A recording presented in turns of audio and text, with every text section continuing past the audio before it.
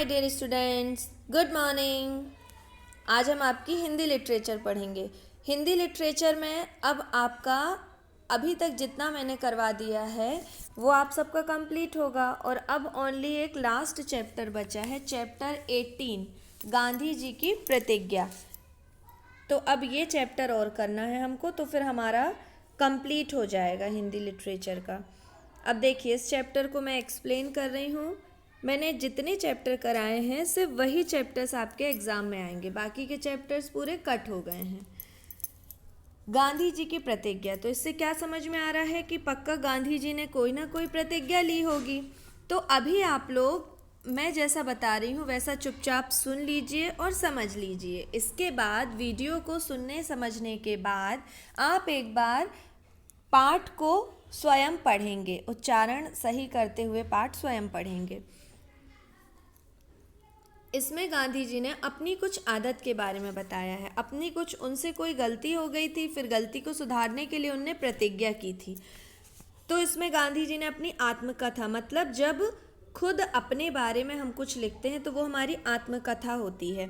तो गांधी जी ने अपनी आत्मकथा में बताया है कि उनके एक कोई संबंधी रहे होंगे, सगे संबंधी, उनके जब वो संपर्क में रहते थे तो उनको सिगरेट पीने का शौक हो गया था। किसको हो गया था? गांधी जी को। पैसे तो इनके पास थे नहीं, इनके पास पैसे रहते नहीं थे, लेकिन इनको सिगरेट पीने के किसी भी लाभ या गंध के मज़े से ये दोनों परिचित नहीं थे, परंतु इनको जो धुआं उड़ाने में बहुत मज़ा आता था। मतलब इनके पास पैसे नहीं थे, लेकिन किसी सगे संबंधी की आदत रही होगी, उनके साथ रहते रहते इनको भी इस चीज़ का शौक लग गया। और इनके चाचा जी जो थे वो सिगरेट पीते थे, तो उन्हें और औरों को मतलब ये चाचा जी को भी देखते थे और लोग जो सिगरेट पीते थे उनको भी देख के इनको लगता था कि हम भी धुआं उड़ाएं, हम भी ऐसे ही पिएं। और इनके पास पैसे नहीं होते थे, इसलिए जो चाचा इनके सिगरेट पी के जो फेंक देते थे ना, उसी को जूठा उठाकर उसी में से थोड़ा बहुत इन लोग धुआं उड़ा लेते थे। तो ये तो बुरी आदत है ना। तो ये गांधी जी ने इस बारे में बताया है कि ये बुरी आदतें किसी को भी नहीं करना चाहिए, है ना। लेकिन गांधी जी की आदत पड़ गई थी। फिर देखिए क्या होता है, परंतु टुकड़े हर वक्त नहीं मिल पाते थे, कि वो चाचा जी लोगों के फेंके टुकड़े हर वक्त तो नहीं मिल पाते थे और उनसे ज़्यादा धुआं भी नहीं निकलता था, क्योंकि वो लोग पूरा पीने के बाद ही फेंकते हैं ना।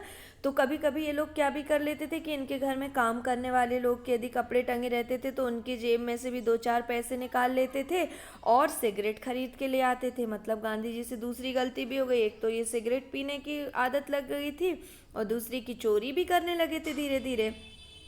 फिर क्या हुआ कि उन्हें फिर ये समस्या लगने लगी उनको कि पैसा भी चुराना पड़ता है, ये भी प्रॉब्लम होती है और ये पीने भी नहीं मिलता और बड़े बूढ़ों के सामने सिगरेट भी नहीं पीना चाहिए। इनको ये सब बातें मन में आती थी। फिर उनको अचानक क्या पता चला कि एक पौधा है, उसका नाम भूल गया हूँ, एक पौधा होता है। उनको ये याद आया कि कोई एक पौधा होता है यार, जिसका डंठल सिगरेट की तरह जलता है और पिया जा सकता है। हमने उसे लाकर, मतलब गांधी जी बता रहे हैं कि इन लोगों ने उसको लाकर धुआं उड़ाना शुरू कर दिया, लेकिन इसमें भी इन लोगों को सेटिस्फेक्शन नहीं मिलता था, संतोष नहीं होता था। अपनी ये इनको जो पराधीनता थी, मतलब किसी के अंडर में रहने की, तो ये इनको खलने लगी थी। अब ये इन्हें बहुत कष्टदायक होती थी। फिर अचानक इनने क्या सोचा कि अब आत्महत्या कर लेना चाहिए। आत्महत्या मतलब सुसाइड करने की इनने सोची। इसके लिए दिन, स्थान, समय भी इनने सोच लिया कि कब करना है, लेकिन फिर इनकी हिम्मत नहीं हुई। मतलब ये मृत्यु से भयभीत हो गए, मतलब डर गए। तब उनको एक बात क्या समझ में आई तब उनको समझ में आया कि आत्महत्या का विचार करना सहज है। कभी गुस्सा आती है, गुस्से में कह देते ना, मैं मर ही जाता तो अच्छा होता। तो ये विचार करना, बोलना बहुत ही आसान होता है, लेकिन ये करना बहुत कठिन होता है और करना भी नहीं चाहिए किसी को, सोचना भी नहीं चाहिए, ये तो है ना। आत्महत्या के निश्चय का एक परिणाम यह हुआ कि इन दोनों को झूठी सिगरेट पीने, पैसे चुराने, उससे खरीदकर सिगरेट पीने की आदत ही जाती रही। मतलब ये बहुत परेशान होने लगे, तो उनको लगने लगा ये सब आदतें बहुत ख़राब होती हैं। अब जब ये बड़े होने लगे तो इनको सिगरेट पीने की इच्छा कभी नहीं हुई और इनकी ये धारणा थी कि ये आदत गंदी होती है, हानिकारक होती है और ये ज़बरदस्ती का शौक़ होता है, ये दुनिया में क्यों है। अब इनको ये चीज़ का एहसास होने लगा धीरे धीरे, जब ये बहुत परेशान होने लगे। यदि ये ट्रेन ट्रेन में जाते थे और कोई बीड़ी सिगरेट पीता रहता था तो धुआं उड़ाता था, तो अब जब ये इतने परेशान हो गए तो इनको वो देख के गुस्सा आती थी, और पहले इसकी आदत हो गई थी इनको, लेकिन तो वही कि ये धीरे धीरे सीख गए कि ये सब आदतें गलत होती हैं, ये सब हमको नहीं करना चाहिए। फिर क्या हुआ, सिगरेट के टुकड़े और उसके लिए पैसे चुराने के अपराध की अपेक्षा चोरी का दूसरा अपराध भी इनके हाथ से हुआ था कि चलो सिगरेट वाला तो करते थे लेकिन चोरी भी करने लगे, ये भी एक अपराध है। अब उसको भी अत्यधिक गंभीर समझते हैं ये अपराध को। फिर क्या हुआ कि इनके देखो 12-13 वर्ष की रही होगी जब इनकी आयु थी, सिगरेट पीते थे ये, और दूसरी जब चोरी करते थे तब 15 वर्ष के लगभग थी। तो इनके जो भाई ने सोने के कड़े के टुकड़े की चोरी की थी, तो इनने क्या किया, छोटा सा 25 रुपए का कर्ज कर लिया था। उस समय 25 रुपए भी बहुत होते थे। तो भाई ने अपने हाथ के सोने के कड़े, ठोस कड़े से तोला भर सोना काट लिया, मतलब उनने ये कर्ज तो पटा दिया यहाँ पर इनको ये लगता था कि भविष्य में कहीं चोरी ना करने की। फिर इनने शपथ ली, जब ये बहुत परेशान हो गए तो इनने एक शपथ ली कि अब भविष्य में चोरी नहीं करूँगा, और यह भी निर्णय लिया, इनने ये भी डिसाइड किया कि मैंने जो अपराध किए हैं वो मैं पिताजी के सामने स्वीकार करूँगा। लेकिन इनकी हिम्मत नहीं होती थी कि यदि हम पापा को ऐसा बताएंगे कि मैं सिगरेट भी पीता था, मैं चोरी भी करता था, तो पापा कितना डांटेंगे मुझे। लेकिन जब तक ये अपने पापा को ना बताते तो इनको चैन नहीं मिलती। तो इनने फिर क्या किया कि इनको डर लगता था बताऊंगा तो पापा बहुत मारेंगे, पीटेंगे, अपने अपने आप को भी मारेंगे और बहुत परेशान होंगे। तो इनने सोचा कि एक काम करता हूँ, क्यों ना मैं अपने इसको पत्र लिखकर स्वीकार कर लेता हूँ। तो इनने पत्र लिखा, उसमें इनने अपना दोष स्वीकार कर लेने की, क्षमा मांगने का निश्चय किया।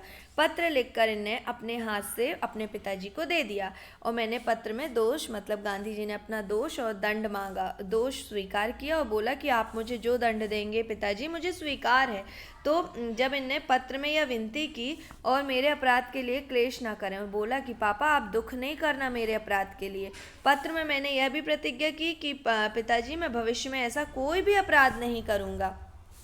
इसके बाद क्या हुआ, मैंने कांपते कांपते हाथ से, मतलब गांधी जी ने अपने पत्र को पिताजी के हाथ में दिया और तख्ते के सामने बैठ गया, और उनके बिस्तर के सामने, देखो यहाँ पिक्चर बनी हुई है ना, ये पिक्चर बनी हुई है, देखिए ये यहाँ पर कि ये पत्र पिताजी इनके पढ़ रहे हैं और ये वहीं बिस्तर के पास में देखो सिर झुका के बैठ गए हैं, है ना, ये बैठे हुए हैं और उनके पिताजी पत्र पढ़ रहे हैं।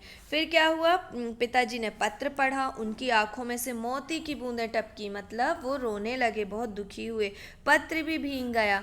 उन्होंने थोड़ी देर के लिए आंखें मूंद ली, फिर पत्र फाड़ डाला और फिर लेट गए, मतलब वो कुछ बोल भी नहीं पाए, दुखी हो गए, आंखों से आंसू बहने लगे, उनने पत्र भी फाड़ डाला और वो चुपचाप लेटे रहे, और फिर ये भी रोते रहे, गांधी जी भी। पिताजी की पीड़ा का अनुभव फिर गांधी जी को हुआ, उनको लगा कि मैंने कितना गंभीर अपराध किया है, पिताजी भी कितने दुखी हो गए हैं, और यदि मैं चित्रकार होता तो आज भी उस दृश्य का चित्र हूबहू खींचकर रख देता। मतलब इनको ये लगा, इनने ये बताया कि उस समय का जो ऐसा माहौल हो गया था कि कहते हैं यदि मैं चित्रकार होता अच्छा, तो मैं उस समय जैसा भी था मैं उसको हूबहू चित्र खींचकर आप लोगों के सामने प्रस्तुत करता। आज भी वह दृश्य मेरी आंखों के सामने नाच रहा है।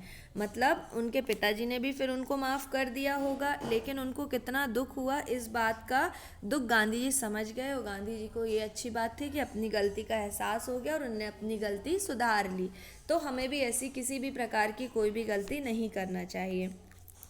अब आप लोगों को चैप्टर बहुत अच्छे से समझ में आ गया होगा, स्टोरी इसकी। 2 अपराध गांधी जी के द्वारा जो हुए उनने बताया, उसको सुधारा, अपने पिताजी के सामने माफ़ी भी मांग ली। ठीक है, तो आज आप इस चैप्टर को अभी एक बार वीडियो सुनने के बाद ध्यान से पढ़ेंगे, रीडिंग करेंगे, और फिर नेक्स्ट क्लास में मैं आपको इसके क्वेश्चन आंसर्स दूंगी, और आप लोग वर्ड मीनिंग याद करके कॉपी में नोट डाउन कर लेंगे। Okay, thank you.